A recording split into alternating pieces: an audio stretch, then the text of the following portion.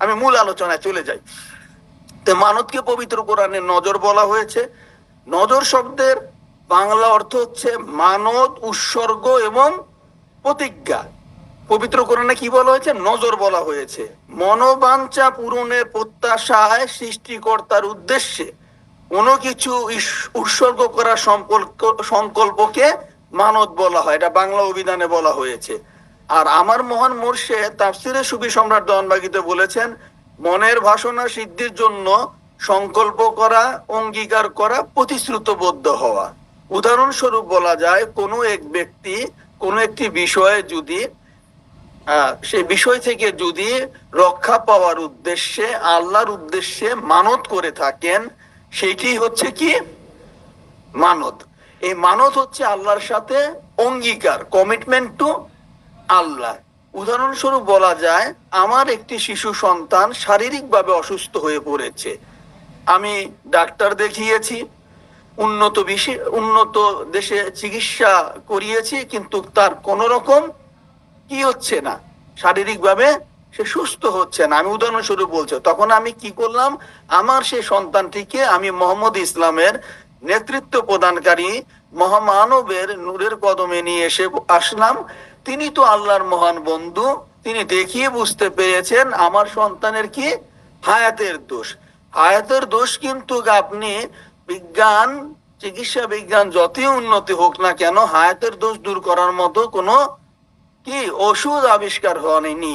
আমার ইমাম দেখে সাথে সাথে বুঝতে পেরেছেন এবং বললেন, এটা উদাহরণস্বরূপ বলতে, সোহেল ভাই, আপনার ছেলের তো হায়াতের দোষ, আপনি আল্লাহর উপর ভরসা করে আপনি মানত আদায় করেন, একটি জানের বদলে জান আদায় করেন, দেখেন আল্লাহ কি করেন। আমি মহান ইমামের পক্ষ থেকে এই নির্দেশনা পেয়ে একটি গরু, 50,000 টাকার গরু ধরেন আমি মানত করেছি। মহান ইমাম তো আল্লাহর বন্ধু, আল্লাহর বন্ধুর কথা আল্লাহ শোনেন না?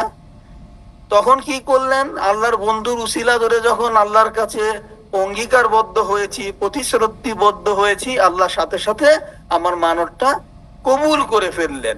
এখন মানত যে কবুল করলেন, এর পরবর্তী স্টেপ কার দায়িত্ব? আমার দায়িত্ব। মানত কবুল হওয়ার সাথে সাথে, মকসুদ পূর্ণ হওয়ার সাথে সাথে আমাদেরকে মানত আদায় করতে হবে। আর আমরা যদি এই মানত আদার ব্যাপারে তাফসিরে সুফি সম্রাট দেওয়ানবাগীতে বাবাজান পবিত্র কোরআনের আলোকে বলছে মানত আদায় করা অত্যাবশ্যক, একবার ফরজি বলেছেন। আবার কোন কোন ইসলামিক ফকিগণ এটাকে ওয়াজিব বলেছেন। অর্থাৎ আপনি মকসুদ পূর্ণ করার পর মানত থেকে অনাদায়ের কোনো সুযোগ নেই। মানতকারী মানতের মধ্য দিয়ে আল্লাহর সাথে এইভাবে অঙ্গীকারবদ্ধ হন যে আল্লাহ আমাদের কি করেছেন, আমাদের নসিব লিখেছেন, আমাদের তাকদির লিখেছেন। সুতরাং মানতের মাধ্যমে সেই আল্লাহর কাছে এইভাবে দরখাস্ত প্রদান করতে হয়, ওগো দয়াময় দয়াল খোদা, তুমি দয়া করে তোমার প্রিয় বন্ধু মোহাম্মদ ইসলামের নেতৃত্ব প্রদানকারী মহামানবের উসিলায় যার যে বিপদ, সেই বিপদটাকে উল্লেখ করে আমাকে সেই বিপদ থেকে দয়া করে উদ্ধার করো। ঠিক আছে, যিনি তকদির লিখেন তিনি তকদির পরিবর্তন এবং পরিমার্জন করতে পারেন। হযরত রাসূল সাল্লাল্লাহু আলাইহি সাল্লাম বলেছেন, দয়া ব্যতীত যেমন দয়া ছাড়া আর কোনো কিছু তকদির পরিবর্তন করতে পারে না, তদ্রূপ ভাবে সৎ কর্ম ছাড়া মানুষের হায়াত বৃদ্ধি হয় না। মানুষ সম্পর্কে কি একটু সামান্য ধারণা পাওয়া গিয়েছে? এখন এখানে যারা উপস্থিত অনেকে আমার থেকে অনেক বিজ্ঞ, অনেক আপনারা জানেন, তরিকতে অনেক আগানো। সবাই তো আর সবকিছু জানে না, জানারও কিন্তু একটা সীমাবদ্ধতা থাকে। আমি আপনাদের কাছ থেকে শিখবো, আপনারা আমাদের কাছ থেকে শিখবেন। এইভাবে পারস্পরিক শিক্ষার মাধ্যমে আমরা প্রকৃত আশেকে রাসূল হতে পারবো। অনেকেই প্রশ্ন জাগতে পারে, এই মানতের বিধান কি শুধুমাত্র মোহাম্মদ ইসলামে? না, এই মানতের বিধান হযরত আদম আলাইহিস সালামের আমল থেকে প্রচলিত হয়েছে। হযরত আদম আলাইহিস সালামের সন্তান হাবিল এবং কাবিলের বিবাহ সংক্রান্ত জটিলতা সমাধানের কল্পে এই মানতের সৃষ্টি হয়েছে। কিভাবে সৃষ্টি হয়েছে? হযরত আদম আলাইহিস সালামের পুত্র হাবিল এবং কাবিলের বিবাহ সংক্রান্ত একটি বিষয় নিয়ে জটিলতা সৃষ্টি হয়, তখনই মানতে উৎপত্তি হয়েছে। এই বিষয়টি তাফসিরে সুফি সম্রাট দেওয়ানবাগী তো এসেছে, এবং আমাদের আত্মার বাণীতে আমাদের বিজ্ঞ আলেম হযরতুল আল্লাম ইমরান হোসেন মাজারি সাহেবও খুব সুন্দরভাবে তাফসিরের আলোকে উপস্থাপন করেছেন। আপনারা জানেন আদমের সময় জোড়ায় জোড়ায় সন্তান হতো, একটি ছেলে এবং একটি মেয়ে। পরবর্তী বছর একটি ছেলে এবং একটি মেয়ে। এই বছরের ছেলের সাথে পরবর্তী বছরের মেয়ের বিয়ে হতো, এবং এই বছরের মেয়ের সাথে পরবর্তী বছরের ছেলের বিয়ে হতো। কাবিলের সাথে জন্মগ্রহণ করেছেন আকলিমা, তার বোন। পরবর্তী বছর হাবিলের সাথে জন্মগ্রহণ করেছেন তার বোন হাজা। ঠিক আছে, আকলিমা ইজ মোর বিউটিফুল দেন হাজা। আকলিমা সুন্দর ছিলেন, কিন্তু তাই কাবিল তাকেই বিয়ে করতে চাইলেন, কিন্তু কাবিলের বিয়ের করার কথা ছিল হাজার সাথে। আর হাবিল যেহেতু নিয়ম অনুযায়ী আকলিমাকে বিয়ে করার কথা, হাবিল মানবেন কেন? তখন দুই ভাইয়ের ভিতরে একটি কনফিউশন সৃষ্টি হলো।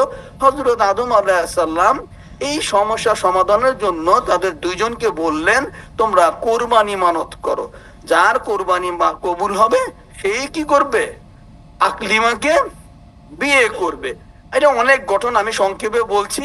তখন তারা দুইজন তাফসিরে সুফি সম্রাট দেওয়ানবাগীর বর্ণনা অনুযায়ী দুইটি দুম্বা মানত করে একটি উঁচু টিলাতে রাখা হয়েছে। সেই সময়ের সিস্টেম হচ্ছে, যার মানত কবুল হবে আকাশ থেকে আপনার ধূম্রবিহীন শ্বেত বনের একটি আগুন এসে ওইটাকে পুড়িয়ে দিবে। তো হাবিলের মাংসটাকে পুড়িয়ে দেওয়া হয়েছে, তাহলে হাবিলের কি মানত কবুল হয়েছে, এবং হাবিলি আকলিমাকে বিয়ে করার সুযোগ পেয়েছেন। ঠিক আছে, এইভাবেই মানতের উৎপত্তি। তাহলে মানতের উৎপত্তি কোত্থেকে? সৃষ্টির আদি থেকে। এখন বলতে পারেন ডক্টর নাসির উদ্দিন সোহেল ভাই, এই কথা আপনি কোত্থেকে পেলেন? এই কথা পেয়েছি তাফসিরে সুফি সম্রাট দেওয়ানবাগী থেকে। এবং তাফসিরে সুফি সম্রাট দেওয়ানবাগী কোত্থেকে পেল? তাফসিরে সুফি সম্রাট দেওয়ানবাগী পেয়েছে সূরা আল মাইদার 27 নং আয়াতে, এটা আল্লাহ বর্ণনা করেছেন। এইভাবে মানতের ধারাবাহিকতায় মুসলিম জাতির আদি পিতা হযরত ইব্রাহিম আলাইহিস সালামের সময়ও মানত ছিল। ঠিক আছে, হযরত ইব্রাহিম আলাইহিস সালাম যখন মানুষকে হজের ঘোষণা দেন, তখন আল্লাহ বলেছেন, হে ইব্রাহিম, আপনি মানুষের মধ্যে হজের ঘোষণা দেন, তারা আপনার কাছে আসবে পায়ে হেঁটে, তারা আসবে দূর দূরান্তের পথ অতিক্রম করে এবং সব ধরনের দুর্বল উটের পিঠে সওয়ার হয়ে। তারপর তারা যেন দূর করে ফেলে নিজেদের শরীরের অপবিত্রতা। পরের লাইনটি আপনারা মনোযোগ দিয়ে শুনুন। এবং নিজেদের মানত সমূহ আদায় করে দেয় এবং প্রাচীন কাবা গৃহে তাওয়াফ করে। তাহলে আল্লাহ নিজেই মানত আদায় করার ব্যাপারে কি বলেছেন? আশেকে রাসূলদেরকে বা উম্মতদেরকে নির্দেশ করেছেন, বান্দাদেরকে নির্দেশ করেছেন। সুতরাং মানত তো আপনার যদি মনের মকসুদ পূর্ণ হয়, তাহলে মানত আদায় করতে হবে, এতে কোনো সন্দেহ নেই। দেখেন, হযরত ইব্রাহিম আলাইহিস সালাম যে গৃহে থাকতেন, কাবা গৃহে, তিনি তার স্ত্রী মা হাজেরা এবং ইসমাইল আলাইহিস সালামকে নিয়ে সেখানে থাকতেন। সেখানে থেকে তিনি তালিম দিতেন, এবং তার অনুসারীরা যে মানত করত, প্রতি বছর হজের সময় বাৎসরিক অনুষ্ঠানে হজের সময় মানতটা আদায় করত, সারা বছরই আদায় করত। মানত আদারও একটি নির্দিষ্ট সময় ছিল, তখনকার দিনে সময় ছিল হজের সময় মানত আদায় করার বিষয়টি, সেটা পবিত্র কোরআনে উল্লেখ আছে। এরই ধারাবাহিকতায় আপনারা জানেন হযরত হান্না বিনতে ফাকুস, তিনি কে? হযরত মরিয়ম আলাইহিস সালামের মাতা এবং হযরত ঈসা আলাইহিস সালামের নানি। তিনি যখন গর্ভবতী ছিলেন, তখন তিনি স্বীয় গর্ভধার সন্তানকে মানত করে বলেছিলেন, হে আমার প্রতিপালক, নিশ্চয়ই আমি আমার গর্ভধার সন্তানকে আপনার উদ্দেশ্যে মানত করেছি, আপনি আমার নিকট থেকে এই মানত কবুল করুন। নিশ্চয়ই আল্লাহ সবকিছু শোনেন এবং জানেন। সূরা আলে ইমরান আয়াত 15।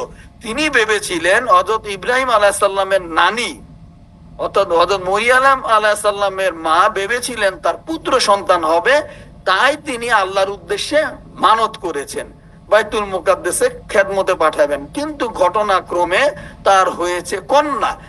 কন্যাকে তো ওই বাইতুল মুকাদ্দাসে খেদমত পাঠানোর বিষয়টি সে সময় কতটুকু গ্রহণযোগ্য হবে, তাই নিয়ে তিনি ভাবান্তরে পড়ে গেলেন। আল্লাহ তাকে জানিয়ে দিলেন, হে মরিয়ম, আমি জানি তোমার কন্যা সন্তান হয়েছে, সেই কন্যা সন্তানকে আমি অনেক মর্যাদা দান করেছি, তুমি তোমার মানত আদায় করো। অর্থাৎ মরিয়ম আলাইহিস সালামকে কি করা হলো, মসজিদুল আকসার খেদমতে পাঠানো হলো। এই যে মানত করেছে, মানত থেকে রক্ষা পাওয়ার কোনো সুযোগ হয়েছে? হয়েছে? মেয়ে মানত করার পরও আল্লাহ কবুল করাতে মসজিদুল আকসাতে তাকে খেদমতে পাঠাতে হয়েছে।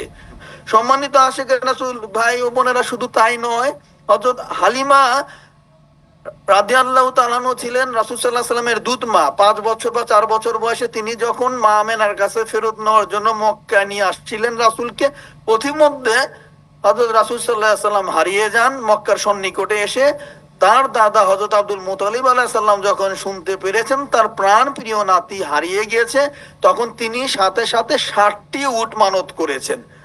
আল্লাহর অশেষ মেহেরবানিতে মানতের সাথে সাথে হযরত রাসূল সাল্লাল্লাহু আলাইহি সাল্লামকে একটি গাছের নিচে সুস্থ সুন্দর অবস্থায় পাওয়া গিয়েছে, এবং হযরত আব্দুল্লাহ আলাইহিস সালাম বিন্দু মাত্র দেরি করেননি, নাতিকে সাথে নিয়ে এসে সাথে সাথে কি করলেন, মানত আদায় করলেন।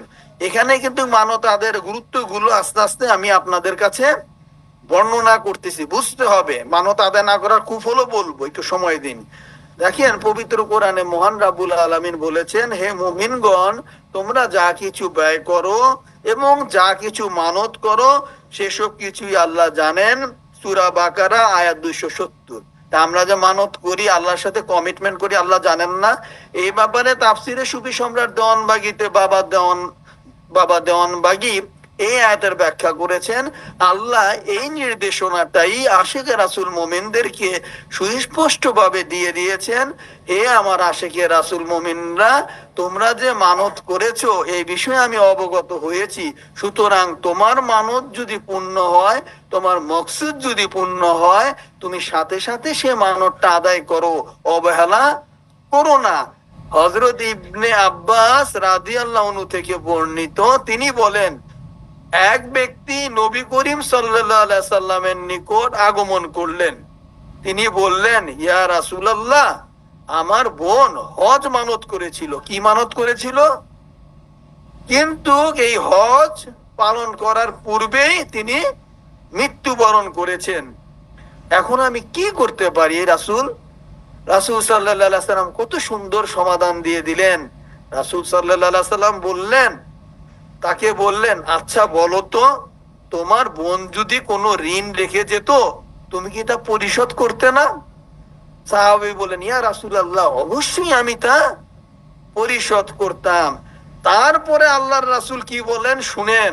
তিনি বললেন, মানত হচ্ছে আল্লাহর ঋণ, সুতরাং তুমি তোমার বোনের কাছ পক্ষ থেকে সেটা পরিশোধ করো। আমরা যখন মানত করি, সেটা আমরা কি হয়ে যায়, ঋণগ্রস্ত হয়ে যায়। আর এই ঋণটা কে পাবে? আমি নাসিরউদ্দিন সোহেল পাবো? প্রফেসর ডক্টর আব্দুল মান্নান মিয়া স্যার পাবে? ডক্টর সৈয়দ মেহেদী হাসান পাবে? হযরতুল আল্লামা ইমরান হাসান মাজারি পাবে? মানতটা কে পাবে? সুতরাং আল্লাহর ঋণ কি আপনি পরিশোধ করবেন না? তারপর মরার পরে যখন যাবেন, আল্লাহ আপনাকে কি, ওই যে কয় না, মেরা একটা গান আছে না, মেরা পিয়া ঘর আইসে ফুল দিয়ে বরণ করা, আল্লাহ আপনাকে ফুল দিয়ে বরণ করবো? হ্যাঁ, খুব খুশি হয়ে যাবে যে আমার বান্দা তো আমার ঋণ পরিশোধ করেনি, তাকে জান্নাতে প্রবেশ করে দাও। এই সুযোগ নাই রে ভাই, ঋণ পরিশোধ করতেই হবে। তারপর দ্বিতীয়ত দেখেন, আমাদেরকে সবসময় মনে রাখতে হবে মানতের কিছু বিধিবিধান আছে। যা খুশি তা খুশি মানত করলে চলবে না, আবেগে বশবর্তী হয়ে।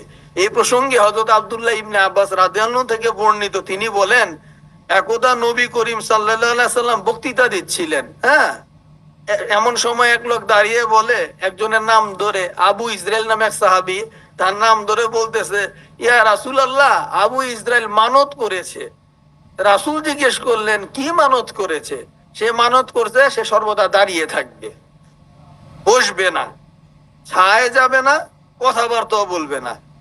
কয়টা মানত করছে? মানত করছে 4টা। দাঁড়িয়ে থাকবে, বসবে না, ছায় যাবে না, কথাবার্তাও বলবে না, ও সাথে রোজা রাখবে।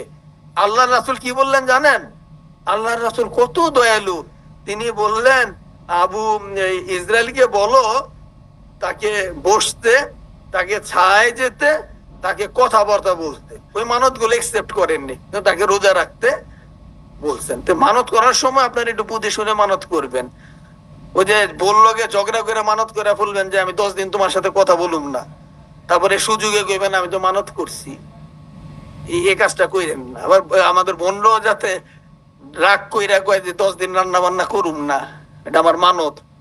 ডক্টর নাসিরউদ্দিন সাহেল ভাই বলছে মানত আদায় করা ফরজ, মানত যদি আদায় না করি কি হবে, একবার আল্লাহ খবর নিয়ে ছেড়ে দিবে। বোনরাও এই ধরনের মানত আদায় করবেন না, মানত আদায়ের কিছু বিধিবিধান আছে। সম্মানিত আশিকে রাসূল ভাই ও বোনেরা,